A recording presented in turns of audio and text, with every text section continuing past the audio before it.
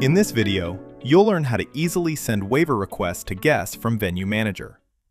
Firstly, we need to understand whether the customer has an existing booking or whether they do not have a booking yet.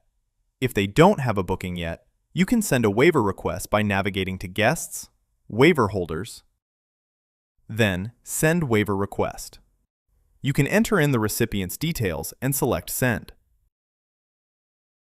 Then, they will receive an email to sign a waiver.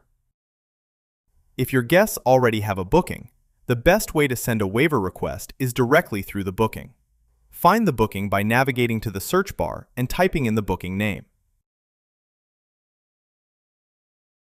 From here, you can click Send a Waiver Request. You can send this via text or email. It will default to the recipient's name of the booking holder and the booking holder's email address.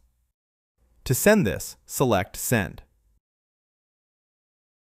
Next, they will receive an email with a link to sign a waiver. And once they sign that waiver, it will be stored against the booking under the Documents section. This will also allow POS operators to quickly link waivers to tickets to speed up the check-in process. If you want to view and manage existing waiver holders in Venue Manager, you can do so by navigating to Guest Waiver Holders. In this view, you can see all the recently signed waivers. You can extend the view for signed waivers to up to 12 months in the past. Using this view, you can see all guests who have signed a waiver within the time frame in the filter. You can also filter between active, expired, or deactivated waivers. From this view, you can also search for a specific waiver that has been signed.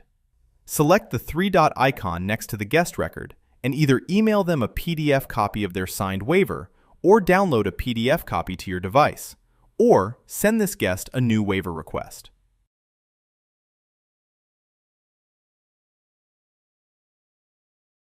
You can also download a CSV export of all signed waivers.